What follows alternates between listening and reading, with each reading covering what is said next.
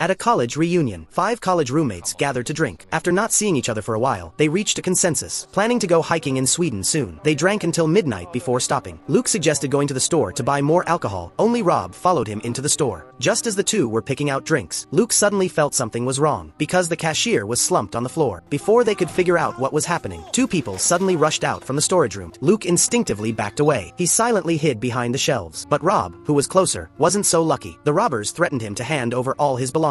Rob was outnumbered and didn't dare resist. While Luke just watched from afar, Rob obediently handed over his wallet. He also wanted Rob's wedding ring. Rob begged while giving Luke a look for help. Luke had actually picked up a bottle of vodka, but after hesitating, he still didn't dare help. The robber was losing patience. He stabbed Rob directly, then kept stabbing, forcefully tearing off his ring.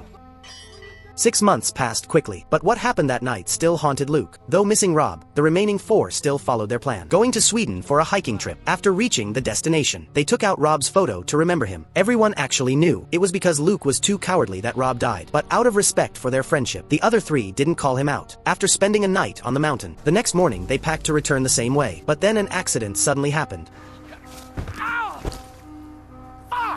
Though just a mild ankle sprain, Dom's leg already had an old injury, so even normal walking was very difficult. If they returned the same way, they'd need to hike 6 hours to camp, then another 8 hours back to the hotel. So Hutch, the leader, had a bad idea. If they risked cutting through the forest below, the straight distance could be cut in half. They could make it back before dark. Luke had no other choice but to agree. The 4 didn't know at this time. This would be the most regretted decision of their lives. From outside, the forest looked ordinary, but soon after the 4 entered, strange things kept happening. First, the compass suddenly failed. The further they walked, the stranger it felt. In such a dense forest, there wasn't even bird sounds. They didn't realize the once dense forest had unknowingly turned to dead trees, and bizarre sights also appeared.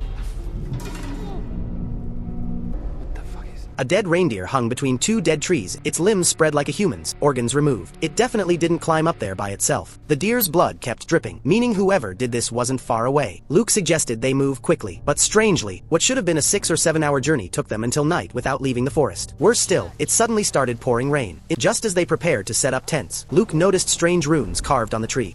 Guys, what is it? Look at it.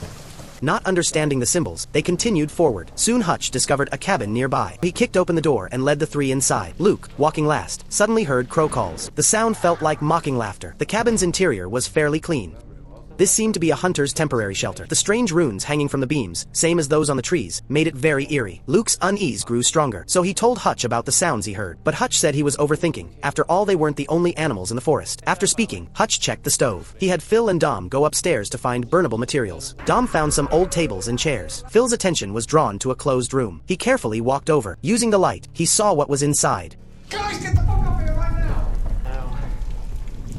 What the fuck is that? A statue made of straw and mud stood in the center. It looked like a person but had no head, with antlers replacing its arms. The feet looked like chicken claws. Phil was frightened and became paranoid. Hutch quickly interrupted his thoughts and had everyone go downstairs. After they left, Luke carefully observed the eerie effigy. He realized it might not be chicken claws, but withered human hands. Luke went downstairs. They discussed the next plan. He suggested going straight back the same way tomorrow, but Hutch thought that would waste another day. Better to continue through the forest. They'd surely make it out tomorrow. With his constant reassurance, the 3 finally fell asleep. But soon, Luke was suddenly awakened by a blinding light. Looking out the window, it seemed like daylight. As he opened the door, outside had turned into a supermarket. Luke walked in and began selecting vodka from the shelves. But as he turned toward the half-open storage door, he finally realized where this was.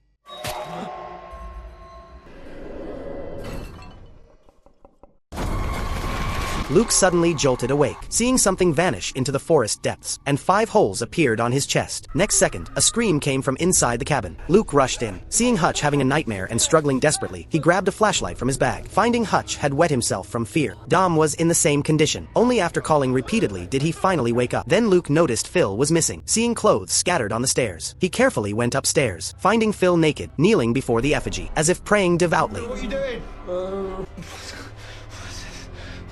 No, I don't know, man.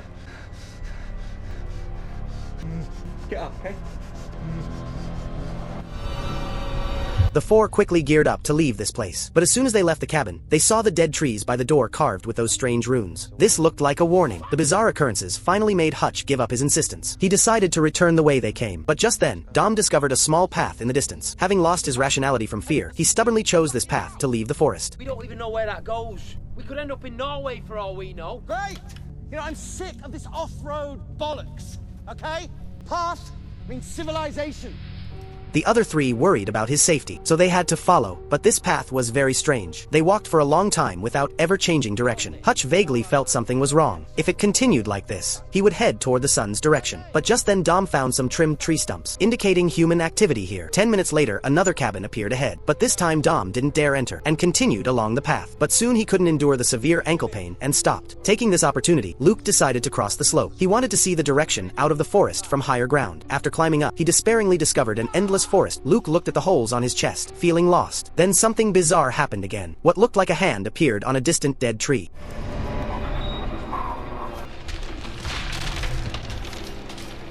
Guys, everything okay? Luke had mostly seen these bizarre sights alone. Dom was already frightened. Being stimulated by him like this, finally lost his patience and threw a tantrum. Dom mercilessly blamed Luke. If not for him, they wouldn't be in this hellhole. Luke didn't understand what this meant, so Dom simply broke through the last layer. Now he's got some fucking fighting in, yeah? Well, where was that with Rob? You fucking fight your friends, you can't stand up. You are not my fucking friend anymore. You are not my fucking friend No, anymore. I'm not. No, you're fucking not. Not a drop of blood on you. Their friendship finally shattered, but they still had to continue. Luke walked at the front silently. He knew infighting now would only make things worse. Soon after they found a strange area on the road. Nothing grew there. Phil dug up the soil and found a tent buried below. From photos in the wallet, the tent belonged to a family of 4. Then Hutch pulled out a credit card. The date showed this card expired in 1984, meaning the family of 4 likely met a bad end. The feeling of despair grew stronger. Hutch quickly comforted the 3. He left information at the hotel before departing. In 5 hours someone would come rescue them, but it quickly grew dark again. They had to set up tents for another night. Then Hutch secretly told Luke that Dom's injury was getting worse. This couldn't continue, so he had the strongest Luke take the compass and map alone tomorrow morning to find rescue, while he stayed to look after Dom and Phil. So Luke returned to the tent to pack equipment. But just then strange sounds came from outside. He carefully opened the tent, seeing a familiar scene appear before him again. After knocking down Rob, the robbers stole his wedding ring. Then he turned to look at Luke.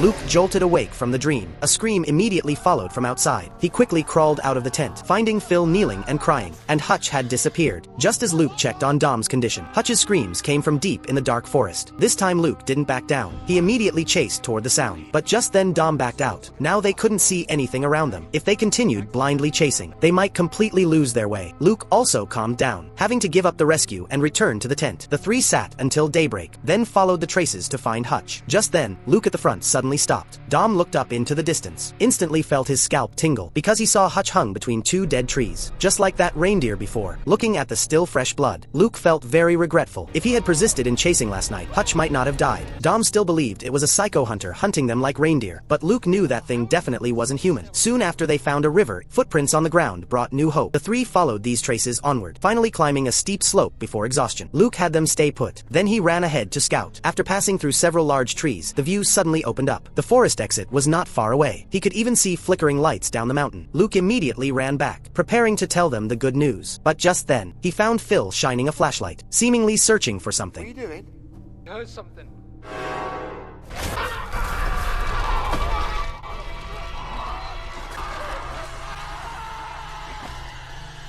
Looking at Phil lying on the ground, Luke panicked and fled, crashing into a tree and passing out. Vaguely, that night scene appeared again. But this time Luke woke quickly. He looked around with his flashlight. Something in the darkness seemed to be watching him. Then came Dom's voice. He was hiding under a tree stump, quietly calling Luke over. After Luke prepared, he helped Dom run toward the exit. Behind them, huge antlers flickered in and out of the trees. They ran desperately in terror. Minutes later, the path ahead suddenly became bright. But Luke suddenly realized what he saw before wasn't lights but a row of torches. Missing Phil was even impaled on a tree. Luke forcibly dragged the paralyzed Dom into a distant cabin. After catching his breath, he noticed the cabin's condition. A white-haired woman was kneeling before a strange statue praying, but before he could see more, he was kicked unconscious. Soon after, Luke woke. He found himself locked in the cabin. Looking through the gap outside, a group of gaunt old people seemed to be building some device. Just then the door was suddenly kicked open. A thin woman walked toward him. Luke immediately recognized her as the mother from the photo. She gently offered a cup of water to Luke's lips. Such abnormal behavior confused Luke. Then the woman checked the holes on his chest and showed the same marks. This meant they were both chosen. He asked the woman to give Dom some water too. Unexpectedly, her attitude instantly changed. She had people drag Dom out. Seconds later, Dom's screams came from upstairs. Then a young woman came in to comfort Luke not to be afraid.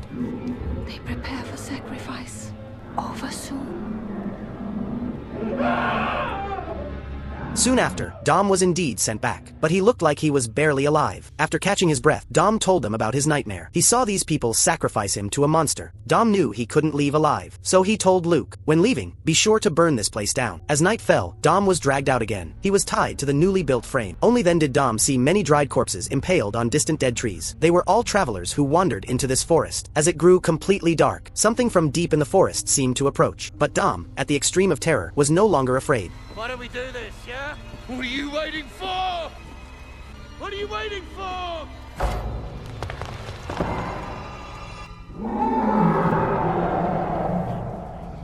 Just when Dom expected some terrible monster to appear, a woman walked out from the darkness, and she was Dom's wife. Dom couldn't believe what he saw. Just as he stared blankly, his wife finally revealed her true form. It was a deer-like monster. It lifted Dom up and impaled him on a dead tree. Hearing the screams from outside, Luke forcibly broke his thumb and finally freed himself. Then the young woman walked in. He quickly hid his hands behind his back. The woman put down some food and was about to leave. What is it?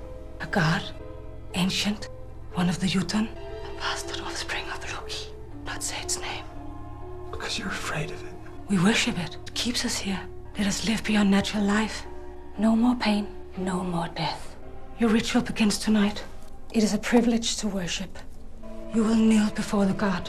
If not, it will hang you from the trees. After the woman left, Luke untied the rope and opened the door, but found many guards standing at the entrance, so he could only go to the second floor. He finally understood what so-called eternal life meant. It was sitting here as the living dead. Luke directly set them on fire. Then while everyone fought the fire, he rushed into the storage and found a gun. Just then, a roar came from the forest. The cultists were so scared they all knelt down. They failed in their duties and would face the ancient god's punishment. Taking this chance, Luke successfully escaped into the forest. By the cabin's burning light, he saw the white-haired woman lifted up by the monster. At this moment, he actually fired a shot at the monster. The monster abandoned the woman for Luke. Luke knew his position was exposed. He turned and ran, but hallucinations appeared before him again. He rushed through desperately, but was ultimately caught by the monster. Luke got up from the ground and kept running. The monster teleported in front, easily lifting him up. Seeing he was about to be impaled on a tree, he fell to his knees with a thud. Unexpectedly, the monster stopped attacking, raising its upper body toward the moon, seemingly enjoying Luke's worship. Taking this chance, Luke slowly stood up, but the monster pressed him down again, obviously not finished enjoying Luke's worship. Just then, Luke seemed to see Rob, so he gathered courage and picked up the axe from the ground, directly chopping at the monster. While it was stunned, Luke immediately ran desperately toward the forest edge, finally escaping the forest before the monster caught up. Seemingly restricted by the strange runes, the monster couldn't leave the forest's boundary. It could only roar helplessly, waiting for the next traveler to wander in.